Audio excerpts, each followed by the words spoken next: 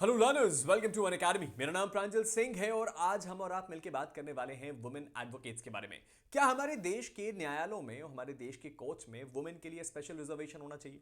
इस बारे में चर्चा आजकल काफी ज्यादा बढ़ चुकी है और हमने कई ऐसे केसेस देखे जो कि सुप्रीम कोर्ट पहुंचे, जहां पे इस बारे में दलील रखी गई कि बार काउंसिल में या फिर जो एग्जीक्यूटिव पोजीशन है वहां पे या फिर हमारे देश में जजेस के लिए जो वुमेन रिजर्वेशन है उसका प्रावधान होना चाहिए। और हर बार सुप्रीम कोर्ट ने इसमें अलग अलग डायरेक्शंस दिए, लेकिन आज के दिन कुछ ऐसा मामला पहुंचा है जिसको देख के शायद ऐसा लगता है कि हमारे देश में वुमेन एडवोकेट्स के लिए कुछ सीटें रिजर्व करी जा सकती हैं। लेकिन इससे पहले कि हम इस वीडियो को शुरू करें, मैं सबसे पहले आपका ओपिनियन जानना चाहता हूं कि क्या हमारे देश में वुमेन रिजर्वेशन फॉर एडवोकेट्स होना चाहिए कि नहीं, यानी कि वुमेन एडवोकेट्स के लिए रिजर्वेशन होना चाहिए या नहीं। क्योंकि हमने ये बात जरूर देखी है कि हमारे देश में 106 कॉन्स्टिट्यूशनल अमेंडमेंट के बाद हमारे देश का जो लेजिस्लेचर है वहां पे वुमेन रिजर्वेशन का प्रावधान किया। सिमिलरली हमने ऐसे भी कई और दूसरे वैकेंसीज और एग्जामिनेशन देखे हैं जहां पे वुमेन रिजर्वेशन का प्रावधान होता है।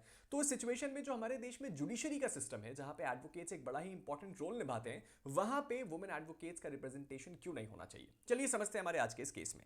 इस केस का नाम है शेहला आपका Chaudhary versus Union of India. ये एक रिट पिटीशन सिविल थी जिसका नंबर यहां पे दिया हुआ है। देश के अपकमिंग चीफ जस्टिस सूर्यकांत और जस्टिस जौमाले बख्शी, दो जजेस की बेंच ने सुप्रीम कोर्ट की इस मामले की सुनवाई करी। अब इस मामले में हुआ क्या, इसको समझने की कोशिश करिए।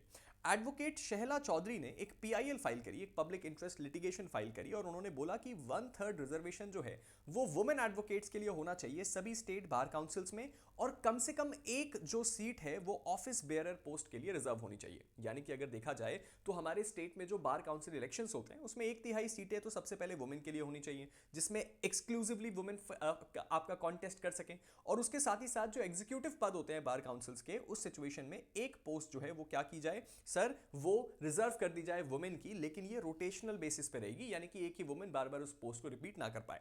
अब इस चीज में इस प्ली ने इस बात को हाईलाइट किया कि सर जेंडर इक्वालिटी जो है वो एक कॉन्स्टिट्यूशनल प्रिंसिपल है। हमारे देश में जेंडर के बेस पे कोई डिस्क्रिमिनेशन नहीं हो सकता, और वुमेन जो है वो इस सिचुएशन में बहुत ही ज्यादा अनरिप्रेजेंटेड है, स्पेशली बार काउंसिल जैसी जगहों पे। अब इस चीज को लेके अपनी पीआईएल को सपोर्ट करने के लिए जो डेटा सामने पेश किए गए वो और भी ज्यादा शॉकिंग थे। उन्होंने बोला कि देखिए हमारे देश में 441 के अप्रॉक्स मेंबर्स हैं अलग अलग स्टेट बार काउंसिल्स में, जिसमें से केवल 9 ऐसी हैं जो कि वुमेन है, यानी कि केवल 2% के आसपास की जो आपका रिप्रेजेंटेशन है वो वुमेन का है स्टेट बार काउंसिल्स में। इसके साथ ही साथ उन्होंने स्पेसिफिकली कुछ स्टेट्स के नाम बताए, जैसे कि गुजरात, दिल्ली, महाराष्ट्र, गोवा, पंजाब एंड हरियाणा, राजस्थान, उत्तर प्रदेश, वेस्ट बंगाल, जहां पे कोई भी वुमेन का रिप्रेजेंटेशन नहीं है, यानी कि एक भी वुमेन एडवोकेट इस जगह पे नहीं है जो कि अपनी पोजीशन को स्ट्रांग कर पाए या दिखा पाए कि हमारे स्टेट में बार काउंसिल में वुमेन का रिप्रेजेंटेशन है भी। अब ये सारी की सारी चीजें अपने आप में बहुत ज्यादा अलार्मिंग थी। अब इस सिचुएशन में पिटिशनर की तरफ से कुछ इंपॉर्टेंट सबमिशंस थे। सबमिशंस क्या थे? उन्होंने सबसे पहले तो ये बोला कि सर हमारे देश में अगर आप वुमेन एडवोकेट्स का पार्टिसिपेशन इंपीड करते हैं या कम करते हैं या डिक्रीज करते हैं तो इससे हमारे देश के जुडिशियल सिस्टम पे इफेक्ट पड़ेगा। जो आपकी डिसीजन मेकिंग है बार बॉडीज की और उसके साथ ही साथ जो वेलफेयर पॉलिसीज डिसाइड करी जाती है, अगर वुमेन का रिप्रेजेंटेशन ही नहीं है तो उस सिचुएशन में वुमेन के वेलफेयर के बारे में बात भी नहीं होगी। ये अपने आप में एक बड़ा स्ट्रॉन्ग पॉइंट था। साथ ही साथ सुप्रीम कोर्ट का इससे पहले का एक आदेश था मई 2024 का, इसके ऊपर सबसे ज्यादा रिलाई किया गया और बोला गया कि सुप्रीम कोर्ट ने जो उनकी एग्जीक्यूटिव कमेटी थी सुप्रीम कोर्ट बार एसोसिएशन की, यानी कि एससीबीए की एग्जीक्यूटिव कमेटी में सुप्रीम कोर्ट ने अपने ही फैसले से 1/3 सीट जो है वो क्या कर दी है सर, वो आपका रिजर्व कर दी है वुमेन एडवोकेट्स के लिए। और ये अपने आप में एक बहुत ही इंपॉर्टेंट फैसला है और ये सभी स्टेट्स में कंटिन्यू किया जाना चाहिए। इसके साथ ही साथ उन्होंने ये बोला कि सर अगर आर्टिकल 15 सब क्लॉज 3 भी इन्वोक किया जाए तो वो स्टेट को इस बात की इजाजत देता है कि वो स्पेशल प्रोविजंस बना सकता है वुमेन के लिए, और उसके साथ ही साथ इस तरह के सिमिलर जो रिजर्वेशंस हैं वो भी बना सकता है। और ऑलरेडी हमने देखा है कि इस तरह के सिमिलर रिजर्वेशंस एग्जिस्ट करते हैं। एंड एट द एंड जो हमारे देश में जो पिटीशन जो मतलब हमारे देश में जो एडवोकेट्स एक्ट है, पिटिशनर ने उसको भी रेफर किया सेक्शन 32H को, जो कि ये कहता है कि प्रोपोर्शनल जो आपका प्रेजेंटेशन है वो होना चाहिए जो आपका रिप्रेजेंटेड ग्रुप्स है वहां पे, यानी कि जो बार काउंसिल जैसी बॉडीज हैं वहां पे ऐसे ग्रुप्स का प्रेजेंटेशन होना बहुत जरूरी है जिनका रिप्रेजेंटेशन बहुत कम है। अब अल्टीमेटली इन सारी चीजों के होने के बाद सुप्रीम कोर्ट क्या करती है? शायद सुप्रीम कोर्ट को इस बात में कोई स्ट्रॉन्ग पॉइंट लगा है और इस सिचुएशन में हमें ऐसा देखने को मिल सकता है कि इस मामले में कोई वुमेन रिजर्वेशन को लेकर सुप्रीम कोर्ट का बड़ा फैसला बहुत जल्द आए, क्योंकि सुप्रीम कोर्ट ने फिलहाल तो इस मामले में नोटिस इशू किया union of India, bar council of India और सभी स्टेट बार काउंसिल्स को, और उन्होंने इस मैटर को री एग्जामिन करने को बोला है 17 नवंबर को। अब इस सिचुएशन में इस बात को ध्यान से समझिए, आज से कुछ ही दिन पहले सुप्रीम कोर्ट में एक पिटीशन फाइल हुई थी जहां बोला गया था कि सुप्रीम कोर्ट के अंदर जो चैम्बर अलॉटमेंट है वहां वुमेन रिजर्वेशन होना चाहिए।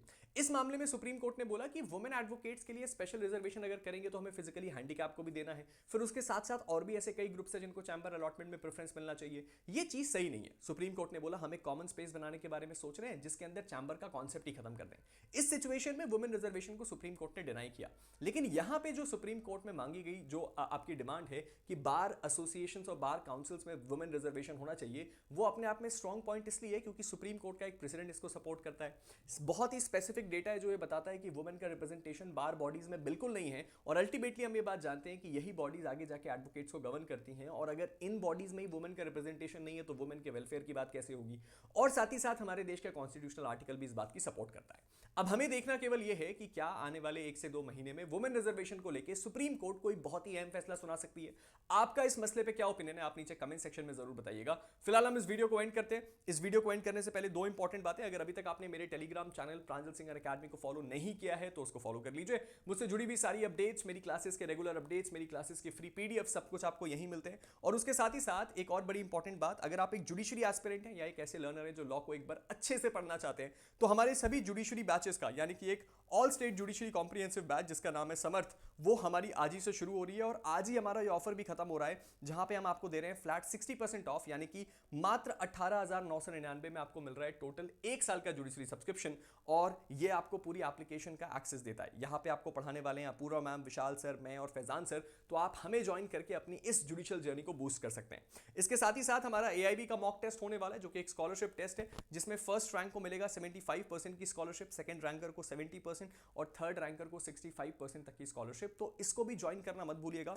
ये होने वाला है 9 नवंबर सुबह 11 बजे। ये भी कल के दिन सुबह 11 बजे होने वाला है। नीचे डिस्क्रिप्शन में लिंक है, इसको अटेम्प्ट कीजिए और देखिए कि आप कंपटीशन में कहां लाई करते हैं। और उसके साथ ही साथ अगर आखिरी समय में आप एआईबी की अच्छे से तैयारी करना चाहते हैं तो हमारी बैरिस्टर बैच को ज्वाइन कर सकते हैं फॉर एआईबी 20, जो कि अपूर्वा मैम ले रही है आपके लिए 999 इसका एडमिशन प्राइस। और इसके लिए अगर आप मेरे कोड पीएस का इस्तेमाल करते हैं, इवन इनफैक्ट आप किसी भी कोर्स को खरीदते वक्त अगर इस पीएस कोड का इस्तेमाल करते हैं तो आपको डिस्काउंट के साथ साथ और भी कुछ एक्सक्लूसिव बेनिफिट्स मिलते हैं। तो चलिए अभी आप सबसे विदा लेते हैं। आप सबसे मुलाकात बहुत जल्द होगी। तब तक के लिए guys stay motivated and keep learning. Thank you.